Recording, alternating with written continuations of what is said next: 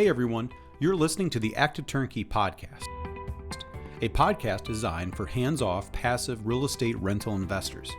In the Active Turnkey Podcast, you'll hear Tom Olson and Jared Stoutmeister discuss all things turnkey rentals with other turnkey providers, service providers, and rental investors. Our goal is to help you reach your financial freedom and whatever comes after that. Let's go. Hey everybody, welcome back to the Active Turnkey Podcast. I'm your host, Jared Stoutmeister, with the Tom Olson. I am the Tom Olson. Yeah, we're back. It's been a little hiatus, maybe like a new season. Yes. That's what podcasters do, That's right? a great idea. I didn't think about that. So we're here for the 2022 season of the Active Turnkey Podcast, the best way to buy rentals. That's right. And we are excited. Yeah. Fresh season, guys. Yes. I know this first one, we're gonna start off strong. We're gonna bring the heat. We are bringing it. Yeah, yes. Mid-90s and actually low hundreds. Nowadays, yeah, it's low hundreds. That's bringing the heat today. But yeah, we're back. Baseball reference. If baseball, you guys didn't know. Yeah, back when we were younger, 95 miles an hour was like the big time pitchers. Now the big time guys are throwing over 100. So I had some guys throwing over. There were some guys throwing over 100 when we were kids. What are you talking about? Well, like one or two guys, but those Randy guys were Johnson. Crazy. I don't even know if he threw Dwight 100. Gooden. Oh, those guys. They all threw fire. Okay. I mean, even what's his name was 104, I think, from Texas. Nolan Ryan. I think he got clocked at 104. I don't know. Man, we're gonna have to go back in case you're worried about it. We're actually trying to market our baseball podcast. We have one coming up. It's really exciting because there is no baseball. Apparently, we'll see if they're gonna have a season. But anyway, we digress. They're gonna have a season. Okay, yeah. There's a lot of money to lose. Yeah. So speaking of money, so that's we're what back. We sell here. We sell money. We sell money. That's right. Who wants money? We all do. I want some money. And we absolutely sell money. That was a good lesson for me to learn years ago. Reading the book, How to Become a Rainmaker, it taught me a very good lesson in sales. And so that's not our podcast today, though. We're not talking about But it kind of is, money. but we're helping you Sure. how to come up with your own strategy to buy money. More specifically, if we want to get specific into our title, it's how to create a buying criteria. Yeah, see? So, I mean, and one of those things is going to be you want money. Right, out of a rental. That's what we're kind of talking about is rentals. So you say that it's funny, but there are some guys I've talked to on the phone who really don't know anything about rentals. They just know people do it. Oh, they probably shouldn't be buying rentals. Not yet. Yeah, they need to listen to podcasts. They need to listen to the Active Turnkey podcast a little bit more. Yeah. So in those situations, it is interesting. Maybe they're just kind of following the herd, and they heard someone say about it. But at this point, yeah, I agree with Tom. You should wait. They followed the herd, and they heard something. Right. It was part of the script. I read it correctly. So wow. So how to create a buy-in criteria. There's so many different directions. Some of this we've talked about in different podcasts, but this one's more specific because there's so many different directions you can go in. It is too, and I think, and that's really like what I wrote down as preparation, because we do prepare for this, folks. Just so you guys know, we spend at least a couple minutes preparing for every one of our podcasts. Minutes preparing. But it's actually years and decades of knowledge that it has taken to get into these brains to be able to give you guys the education. It takes us that long to learn these lessons. To give you the education and to give you the entertainment value that you get from the Active Turnkey Podcast. We would love to say this is natural. The best way to buy rentals. But really it is. Like, I think the first part of that is kind of determining what is the purpose, what is the strategy, like where do you want to go with this? Mm-hmm. Why do you even want to buy rentals in the first place? Mm-hmm. A lot of people, it's for financial freedom. There's a part of financial freedom. There's a part of financial independence, making enough cash flow that covers all of your living expenses and passive income. And if you read the Active Turnkey book, which is now actually on Audible, just so everybody knows. Man. So I don't think I think we've sold one or two copies, but I haven't even told anybody. I'm like, I don't even know how it's sold. Yeah. But there is an Audible book version now of the Active Turnkey book. It's only a couple bucks, like $4 or $5. Pretty easy. Well, we've been out of season, but we've been working. Yeah, exactly. So it's not like we're just sitting around. You got that right. Yeah. So anyways, I think that's the first thing somebody has to come up with is like, why am I going to do rentals in the first place? Honestly, like, we as a company, we'll slow buyers down. And honestly, I think if you're talking to another turnkey provider and all they want to do is shove properties down your throat, and all they want to do is just tell you about the next deal, and they don't really care about you and why you're doing this in the first place, I'd be cautionary if it was me. And I think at some point we're going to even talk about like maybe a realtor that you could use. I'm not sure if that's going to be the next podcast or the podcast after or something, but in our list of podcasts, we talk about, finding a realtor who understands rentals and understands like what somebody really wants, because you can really get sold by a realtor that has no idea what they're doing, and they don't have any experience doing this, and they're just doing it to make a commission. So for me, I think one of the most important things you can do is come up with your purpose. Why? What do you want to achieve by? And I think this all transcends down into the decisions that you'll make as which properties you may buy and which properties you may not buy. Is why do I want to do this in the first place?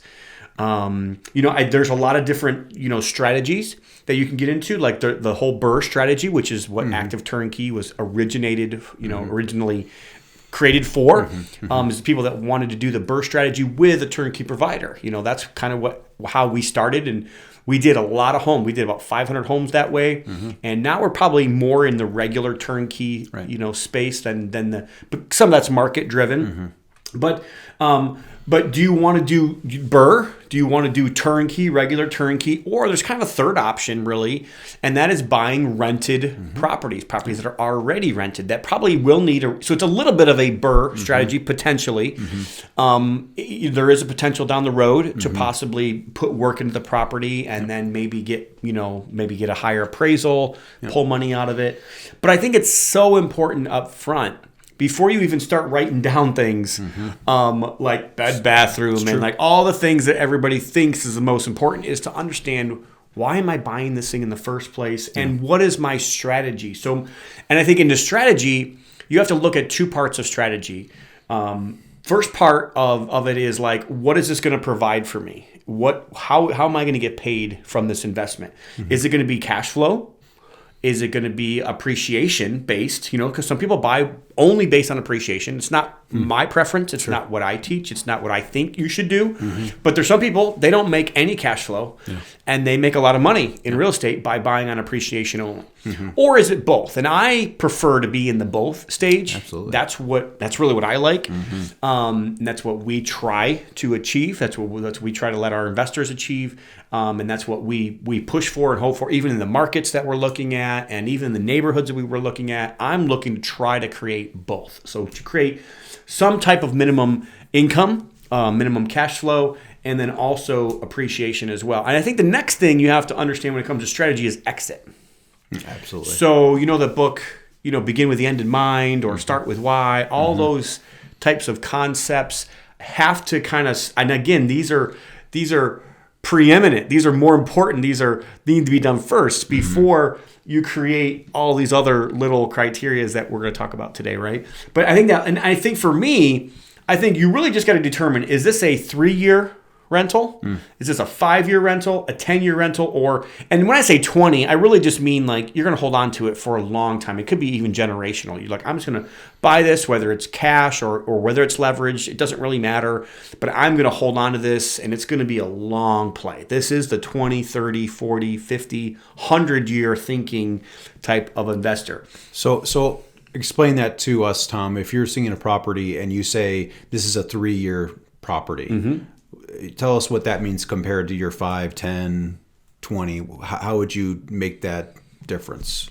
So if I know it's in a highly appreciating area, or I believe that this area specifically is going to be in a highly inflationary market, like a lot of the United States is today. Sure.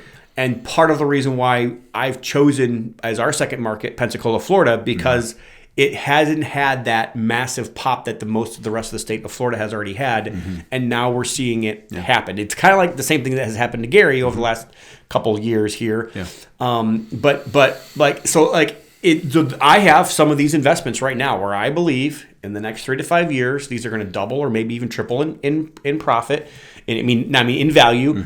And I'm looking at these as some of my investments are 3 to 5 year strategy. I mean, that's what it is. And I'm buying it. I'm looking at specific houses that I am seeing maybe are on the edge of neighborhoods that are in, and to me, like, again, I don't know that that's the best strategy. Sure. I just think it is. I think it is a strategy, and I think it works very well. I've seen lots of people do really well with that strategy, and it's not talked about a lot. It's really not one of those.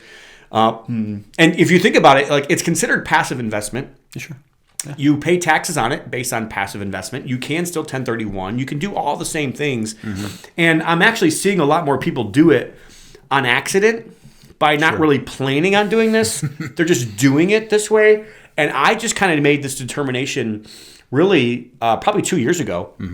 That I saw a lot of people making a lot of money with that particular strategy, that I thought, man, maybe that's something. Maybe they have something. Nobody teaches it, though. Like, I've never heard a single person out there teaching 3 to 5 year rentals. Everybody teaches, they're in it for the long haul. Or they want to talk about fix and flip, or they want to talk about, like, high appreciation, pull out your money because you don't pay taxes. All those things are taught. But to me, like, I think it's something that should be considered. It shouldn't, and not everybody. Right. Not everybody's gonna, that's not gonna be everybody. And some people are really in it for to be financially free, and that's not a great strategy for financial freedom unless you have somewhere else to put that money that you make. So again, I think strategy has to do with the type of rental you're buying. BRRRR, if you're going to go down that BRRRR, paying cash, maybe putting money into the property, refinancing it. Or if it's turnkey, it's already been completely rehabbed and it has nice new stuff like art finishes and nice, it's top of the line. It's top rents. You're going to get top rents for that immediately. That's going to be some people's strategy. And then I think right now also the strategy of buying properties that are already rented. I think the strategy, and that's another strategy that's not taught a lot. And guess what? Like, we've been taking advantage of that. And that's one of the things that we have been doing is we have been buying rented properties that are actually under market rent. Yep. And we're not buying them based on how much money they're rented for today. We're buying them based on how much money we know we can get in the future. It's kind of a way to get a discount. And we have properties that we, have available from time to time where that's the case. Yeah.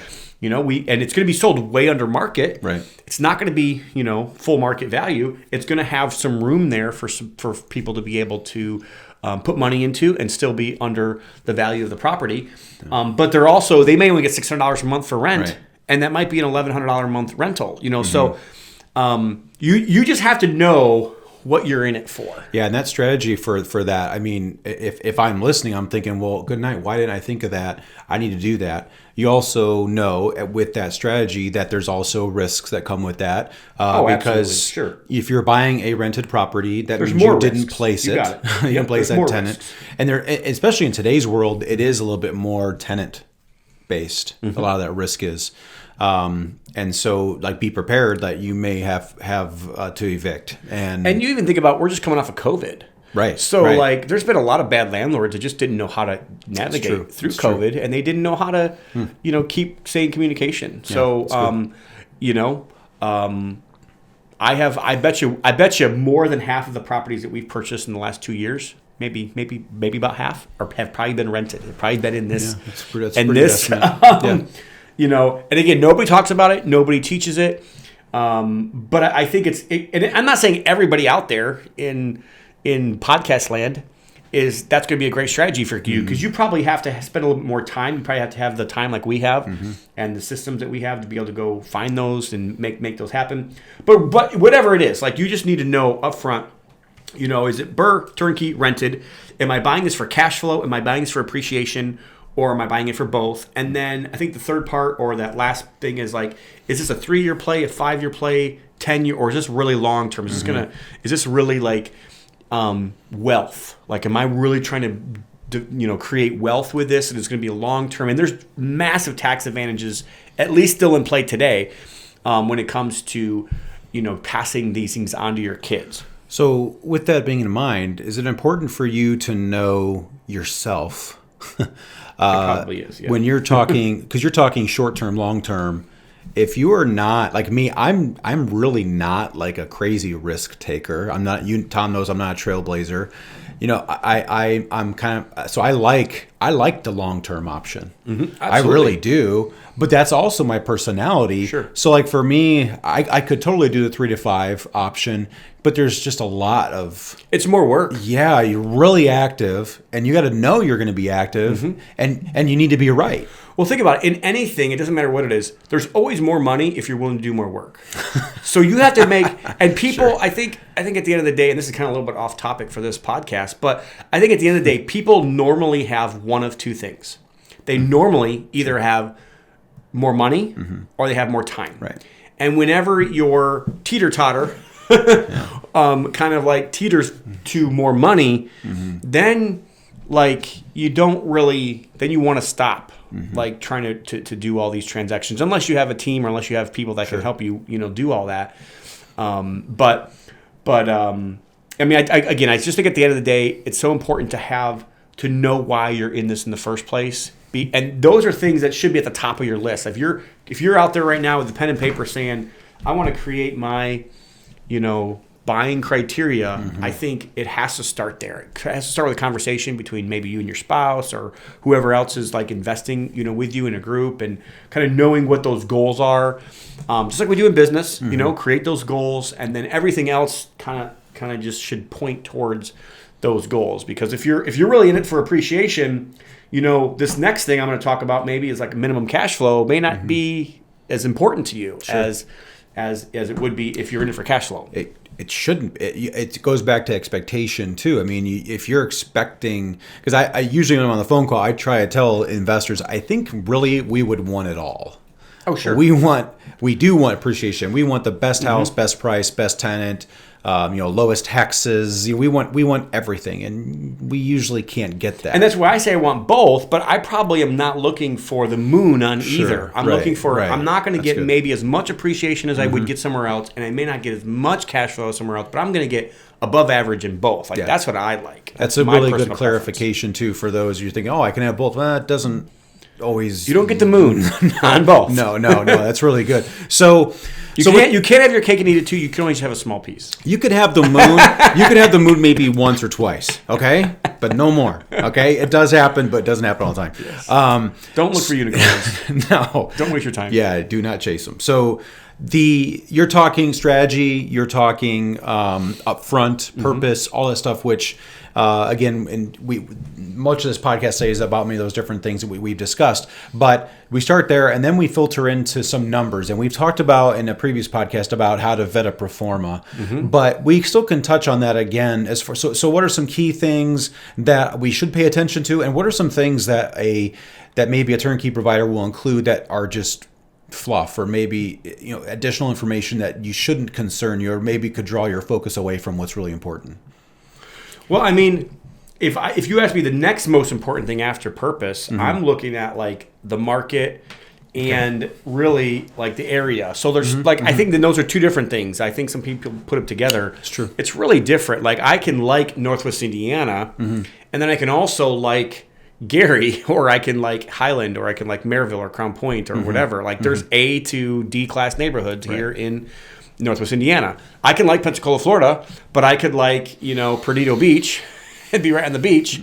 I could like Pensacola Beach, or I could like downtown, or I could like the east side, or I could like, Milton, or I could like somewhere that's out in the outskirts, or I could like, some areas that are kind of seedy and that they're a little bit, not quite, what we would think they would be, and they're a little bit off maybe. And I think the Pensacola market's way different than the market here. Now the market here still doesn't even have the south side of Chicago. It doesn't have that war zones. I don't believe. And it doesn't have the Flint, Michigans and the Detroit, the places that you would think are super dangerous. I don't think anywhere really in Northwest Indiana. Even though perception may be different in some cases. Like I've been everywhere. I'm not afraid to go anywhere in Northwest Indiana. There's places in Southside Chicago I would never want to be after dark. I don't even like driving from Midway Airport, because there's some places if the GPS takes you one way, you're going to go right through an area I would not want to be into after after dark for sure. And definitely not collecting rent. I definitely would not want to be collecting rent in the daytime or in the nighttime, as far as that's concerned. It's real estate. So I do think that those things are important. I mean, I actually think it's changing. It used to be the 3 rules of real estate are location, location, location, and I firmly believe that is changing. I think the property itself is way more important than it used to be. I'm not saying that location is not important. It is. But I still think that the property itself also has to be taken into account for certain areas. Again, like Southside Chicago, I don't care how nice the property looks. It doesn't matter. And so that's what you want to stay out of. I think the biggest thing when it comes to location on rentals is like I really like to stay out of war zones. And I know that some people make money in war zones. They like them. That's just not me.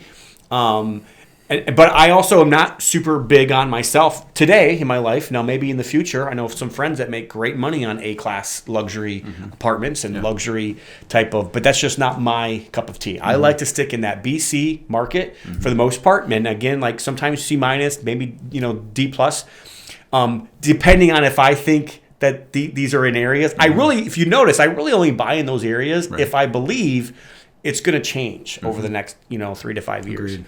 Yeah. So I do think the area and the market are probably the next most important thing. And then right after that would be property, like the actual property itself. I think it's important to part of my buying criteria wants to be the house.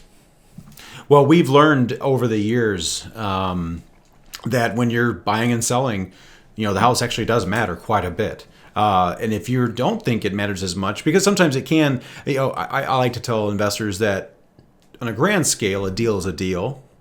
The numbers tend to be similar, but we also know that there are just certain houses that will never get, unless there's a major layout change or curb appeal type change, they're not going to generate the value or the cash flow. Like it'll affect rent. It affects rent. Some of the bottom line things that you might be wanting to try to get into. So if that layout is choppy, unless you knock those walls down, it's just you're gonna deal with it forever. Yeah, and again, like that doesn't mean I never buy a rental that has a bad layout. But it's something that has to go into account when I'm on that upfront when I'm thinking about it. When it comes to the property, I do think that's something that people miss. And I've made mistakes with this for sure over the years. And I've just been trying to hone in on this and not make these mistakes as much as we used to in the past. But the actual land actually matters, believe it or not. Unless you're in like downtown suburban, like if you're not in the suburbs, if you're like in a downtown where it's like apartments, condos, high rises, okay, maybe the land doesn't matter as much. Where it's location, the location of those I think matters at that point. But like if you're buying a single family, which is mostly what we deal in, the layout of the land is just as important as the layout of the house. Sometimes you pull up to a house and it's like the house looks like it's just sideways. And I'm like, why is the whole house sideways? Why wouldn't it be facing the road? And you wouldn't think that would really deter value, but it does. And it's not just for retail. It also is for like renters. Renters value things the same way a buyer would value. So if the layout's weird of the house or if the layout's weird of the property, those are things that I would pay attention to. And, I think it's important. I think also bed bath is important. What I'm noticing is like a 2-bedroom, for instance, in Florida, rents for almost the same as a 3-bedroom in Florida. In Indiana, it ain't that way. No, just a difference. They also sell for almost the same amount of money. It's not much different down there in Pensacola, but up here, it's a huge difference between a 2-bedroom and a 3-bedroom. So bed bath count I think matters. I do think that I think a 2-bedroom probably doesn't matter as much for an extra bathroom, but I think once you get into the 3-bedroom and up, that second bathroom adds a lot of value. Even if it's a half bath, sometimes even 4-1s. I'd almost rather have a 3-2 than a 4-1. As far as bed bath count. And again, we're not giving you necessarily our buying criteria. Right. We're really trying to just tell you these are some things that should be considered when you are creating a buying criteria. One thing that's been asked to me over and over again over the years is garages. This house doesn't have a garage, and they question it like, huh? And I'm like, everywhere I've ever been, like most of the rentals don't have a garage. Right. It's very normal. It's not something that is really looked upon. If you think about it, most apartments don't have a garage. They might have a parking spot, but they don't have a garage. So if you're looking to buy a home, now obviously that may go into play if you're really looking for appreciation. You know, you might really want to have a garage. You might not. Again, like you can determine what that is for you, and that the markets are different. I think in our market, Jared, what would you think? Between $10,000 and $20,000, maybe, as far as a maybe it might. It's not the cost is it's just more or less offsetting. If you're going to think about adding a garage, it's dollar for dollar. It seems. But for rent, you really don't get much more for rent. No, unless now I will say, I know me and Jared looked at a house a couple days ago. And it had a really nice garage. And I was like, now this garage might actually add value, and it might actually get you more rent, or you might even be able to rent this garage totally separate outside of the actual renter that's going to be in the property. Or you just get a lot more for rent for this because it was a massive 2.5 car garage with a big thing on the top. And it was almost like, it was brick, and it had a fireplace inside the garage. Weird, I guess, but well, to kind of piggyback on that, Tom's right. In our market, for an outside investor, say from California or Southern California, where it's hot all the time, you're like, I can't imagine not having AC. Well, in some markets, it's fairly common for there not to be an AC unit, and it's like this in our market. And the same thing goes for a garage. If you're looking at comps. Here, the issue you want to pay attention to is, are there a lot of solds? Or do they all have garages and yours is the only one that doesn't? Okay, now that's a problem. If depending on your exit strategy, but you'll often find that there's a lot of comps that don't have garages, and so it's not affecting you quite as much. Yeah, you have to look at, and then AC is another good thing to think about. I think if you're in the north, AC is nowhere near as important. You have to understand, like the average high in the summer is in the 80s. So most people that are listening to this that are from Florida or Texas or Arizona, to have an 80, to have a day that's 80 degrees is like heaven on earth. You really don't even want AC. And yes, occasionally it gets into the 90s. Occasionally it gets, it might hit 100, maybe once a year. I don't really know. But obviously, like in a place like Florida, AC is mandatory. It's just as mandatory as heat is. Now, a furnace is not mandatory in Florida. So, so how could they not make a furnace mandatory, Tom? I'm telling you, it's not. It's not mandatory. You're kidding me. Nope, it's not mandatory. But you have to understand, like, it rarely ever gets below 30 degrees. It will occasionally. But it's not. It's what's the mandatory piece in Florida is the AC. But up here, we are not mandated by any state or anything to say you have to have AC. We are mandated to have furnace, and for the temperature, I believe in the winter the temperature has to be what, 66? 60, yeah, right. It's like 66. It has to be that or higher, which is obviously kind of cold for most people. In the wintertime.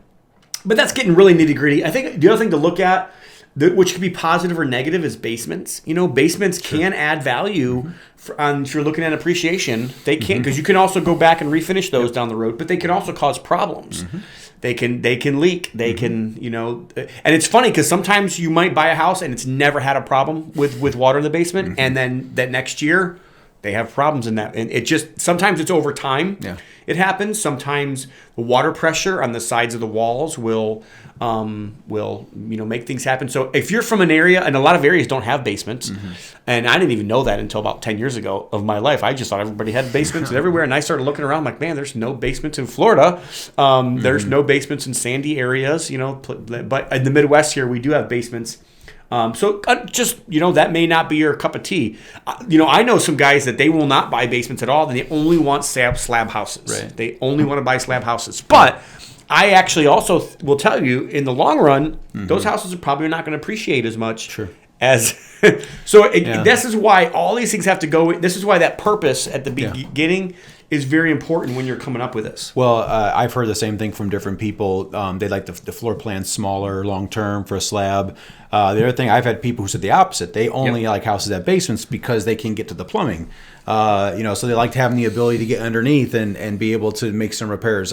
I've heard the difference between brick and frame. I had one investor who said he only buys brick. Only. That's all he buys.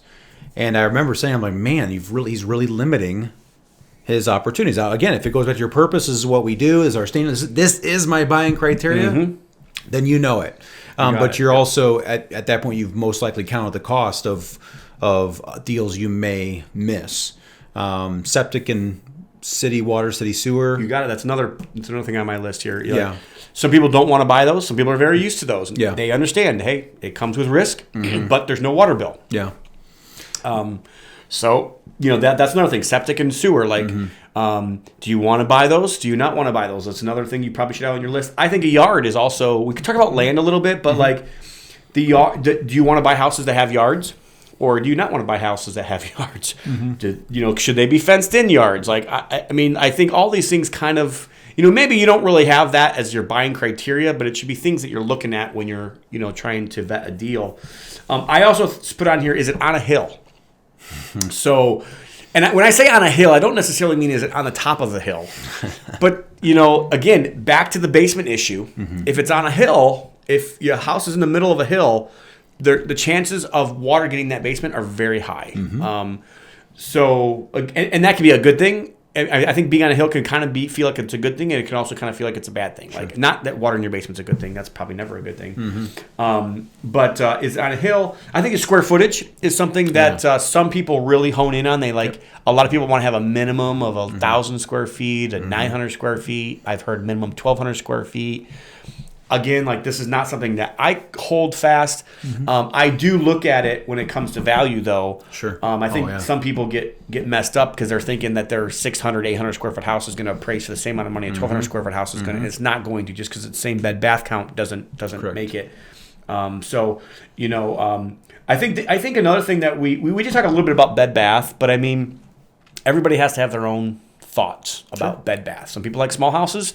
If you think about it, a 2-bedroom, 1-bath is more than likely going to rent to either a single person, a just married person, or an elderly person. Right. And although you can't discriminate, you can kind of discriminate on what houses you buy that fit what demographic. You know what I'm saying? So some people love the 2 bedrooms. Some people won't do the 2 bedrooms. Right. But what do you get in 4-bedroom houses? You get big families with dogs and things that you don't always want. And you also have big repair bills when we have turnovers. Right. So, again, it's pros and cons. You got to determine that. I got a couple more on the actual house, but I think one's the style. Some people really want to have a certain style of home. Yeah. I'm not that way really at all. I'm more interested in the layout itself and, like, does it flow? Is it normal with the neighborhood? I don't really want to buy the biggest house in the neighborhood or the smallest house in the neighborhood. But style is important. And then I think another thing that it's really big on some people's radars. Again, not mine, because I think the more in construction you are, the less that this is important. And since I grew up in construction, this has never been huge for me, although it's a consideration, is year built. So, obviously, if it's newer built, you would think that it should have less. I think that's the logic. Sure. I have known that to not necessarily be true. Sure. Because it's interesting. Like it's like you hear it all the time, but then when it comes to practicality, most people don't believe it. They don't build things the way they used to. You hear that statement all the time. But I don't think people really believe that. There is a part of that that's true. Yeah. And then there's also a part of things that when we changed codes and as codes have changed over a year, especially with things like electric, especially with things like plumbing, I think electric's probably one of the bigger things there. But as codes change, a lot of homes in Pensacola, for instance, have aluminum wiring still. It's very normal down there. It's not normal up here. It's very rare that we see. I actually think we see more homes with knob and tube than we see with aluminum up here. And knob and tube was from way back when. So again, like, I think knowing those mechanics of your property, and obviously you're going to get that on a home inspection and know those things. But I think year built is another thing that you might want to say, I only want to buy newer homes. Yeah. Hey, and that's a fine thing. Some people actually really prefer buying the older homes, and but it is what it is. I think you got to make but these all can be kind of part of your, buying criteria or things that you want to consider having part of your buying criteria. Yeah, year built comes up frequently because, being by Chicago, we may have houses built around, 1900s or 1920, 1940.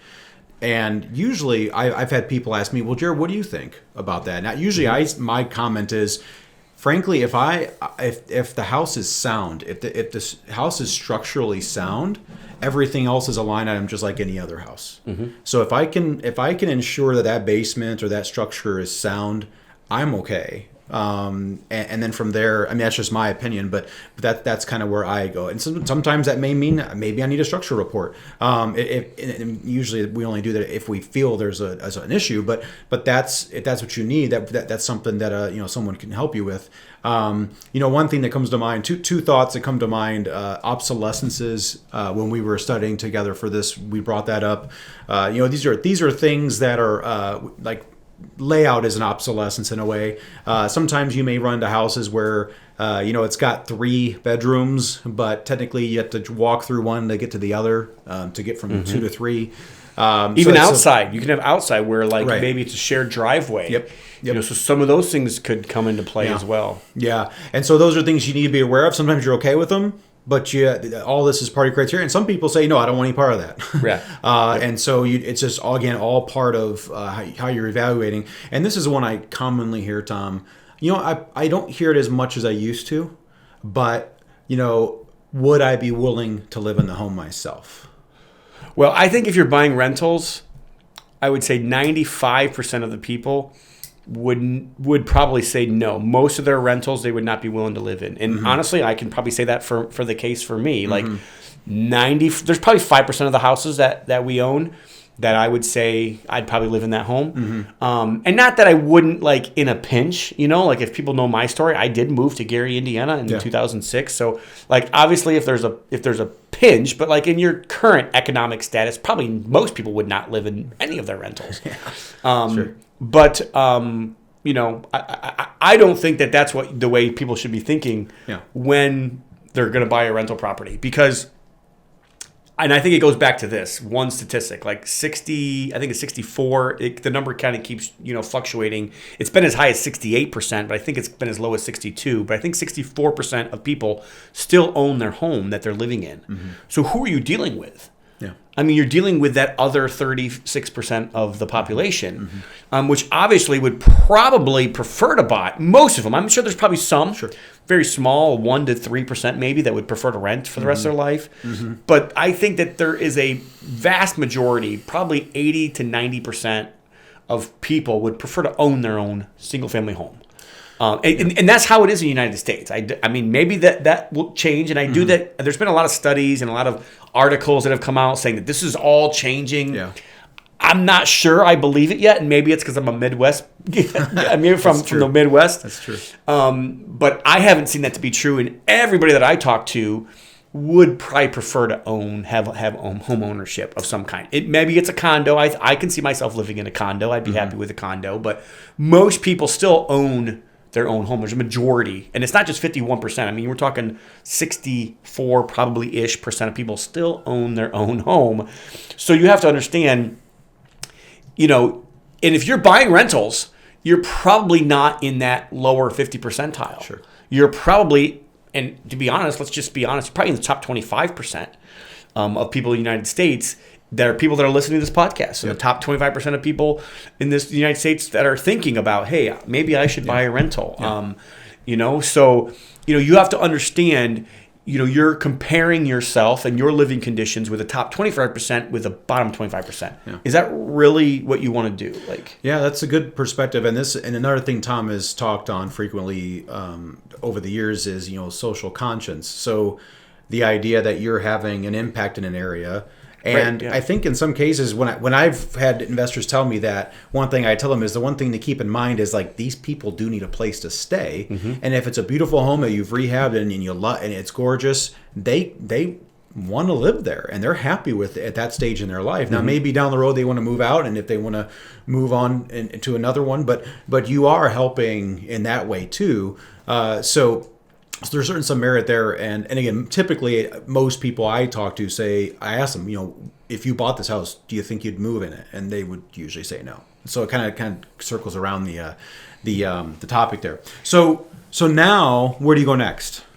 So I guess I also look at a couple other things, and I think part of this we talked about a little bit on location or market, but I really want to know like the jobs, and is there job and population growth? To me, that is a part of my upfront preparation if I'm looking at buying a house. I also want to make sure I have a great property manager. Sure. And it doesn't necessarily, like for me, I'll be honest with you, I didn't have a great property manager when I started in Florida. And I had to go through 2 different property managers to get to the one I have now. And I love the guy I have now, and I'm super happy with him. We have a great working relationship. Yeah. So I think those are other things important. I think the last thing that we can get into really is the numbers, you know, and that's kind of a lot of the stuff that you'll see if you're on our buyers list, or if you have ever purchased a property from us, is that we send everybody a pro forma. The pro forma is not a promise. It's not a guarantee. It's not investment advice. It is just what we predict or what we believe are the best case. I shouldn't say best case, but it's probably like what we think is likely to be able to, or possible to be able to achieve. And that's kind of what and it kind of all got based on of what I want to see. So I want to see, minimum ROI. What is that? I don't. You have to determine that for yourself. Yeah. I want to know what my cash on cash return is.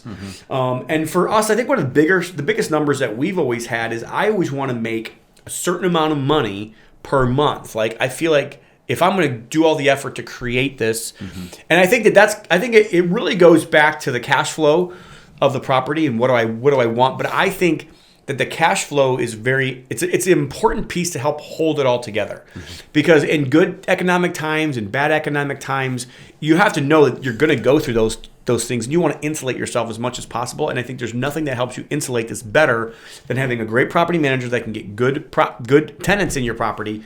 And then secondarily, am I making a profit each month? Do I have positive cash flow to be able to hold this thing together, that I can, take advantage of the appreciation at some point down the road? Or is this part of my financial freedom plan where if I get 100 rentals and I can actually make $100 for sure on every single one of them? Obviously, some months you might make more, but getting that minimum amount of minimums that I'm going to be able to live on just this income. For me, I don't really try to live on just my rentals. I like owning rentals. I like other investments. Not really stock market. I'm not a stock market guy, but I do like having other investments, and I do love lending, and I love investing in business. So although I don't like the stock market, I still invest. I still like business. So, my approach is much different than what some other people's approaches are. But I know some people that their whole investment plan, their whole thing is all in rentals. I don't have a problem with that. Like if that's what you want to do, go for it. You can mix in vacation rentals with that, or you can mix in other investments with that if you want to. But I think for me, that's what I'm looking at, about a $300 a month. And that's really before vacancy. That's before maintenance. That's what I look at. Yeah. I think after those numbers, I'm probably still looking at like a minimum about $250 is really what I want to see. And that kind of is. Those are things that I would come up with, Jared, as far as I don't really think I have anything else. That's really it. I think the last thing that I would mention is the finishes. I do think, and obviously that kind of goes back to if you're buying turnkey, I think finishes really matter more. I don't think it matters at all if it's BRRRR or rented, because you can determine what you're going to put into that property at some point. But if I'm going to buy a turnkey rental, I want to have nicer finishes. And that's why we created that product. We created that product with granite or quartz countertops. We created that product with luxury vinyl plank and no carpet. Most houses, I mean, there's barely any houses that we do that are rentals that have carpet in them. And, so that those things matter to me. And that's kind of what I would, come up with when I have my buying criteria. Yeah, we covered quite a bit. There's still more we could have talked about, but this is quite a bit of ground. Some of it's review, some of it's might be new to you. And so naturally, there's a lot of different directions. And one thing I find is, people want to know, hey, what do you do? What do you do? In the end, this is your choice. You need to buy your criteria. And you need to know if you're going outside of your criteria, what those risks are, what the rewards are, and if it's worth the investment. So and you just nailed it at the end. Like, to me, people ask me all the time, what do you do? And I'm like, the problem is I have a certain parameter, but most of my parameter has to do with risk versus reward. Absolutely.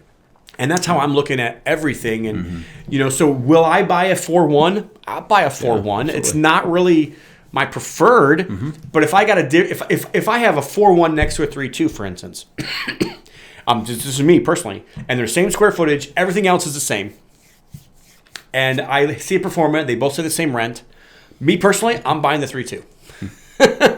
It's like the choice. If I have the choice between the two, I prefer. That's my preference. My preference is a 3-2 over a 4-1. 100 times out of 100. I prefer a house that doesn't have a shared driveway. But if I'm getting a great deal on a house that has a shared driveway, I might buy that house. Yeah. So at the end of the day, again, it's all about risk versus reward. You got to make those decisions. And really, at the end of the day, it works out better that way, because then you can sit here 10, 15 years later and say, right or wrong, this was my decision. I made it. And then you can tweak over the years as well. Yeah, and what you find is that, the opportunities that come your way, it is very difficult to stick to one hard, fast rule, especially if you, with the low inventory and all these different things, you really do need to kind of be prepared to open up a little bit, but understand what comes with that, with the risk reward. So true. So again, hope we covered lots of ground. Hopefully this brought you some value and at least get your mind going on some things that you're expecting. Some of you, this is stuff you already know. That's great. Maybe one day you can help us on a podcast. We can use the help for sure. So we need some podcast hosts. Yeah, we do. So hopefully this brought you value. And if you liked it, you can thumbs up. Please. You can subscribe. You can go on the Olson Group Facebook page and you can recommend Olson Group to everybody and give us a 5-star review on our Facebook page. Or you can give us a 5-star review on our podcast, or Apple Podcasts, or Google, or where else can you get YouTube? All that. You can share, subscribe, all those things. Make it happen. Yeah, we'd really appreciate it. Thank you for joining us today. If nothing else, for the entertainment purposes. Oh, sure. It's huge. And you guys know this. Stuff you already know. Yep. Thanks for joining us today. Active Turnkey. The best way to buy rentals. See you guys. Olson Group Network makes no warranty, guarantee, or representation as to the accuracy or sufficiency of the information featured in this podcast. The information, opinions, and recommendations presented in this podcast are for general information only, and any reliance on the information provided in this podcast is done at your own risk. This podcast should not be considered professional advice. Unless specifically stated otherwise, Olson Group Network does not endorse, approve, recommend, or certify any information, product, process, service, or organization presented or mentioned in this podcast, and information from this podcast should not be referenced in any way to imply such approval or endorsement. Any third-party materials or content of any third-party site referenced in this podcast do not necessarily reflect the opinions, standards, or policies of Olson Group Network.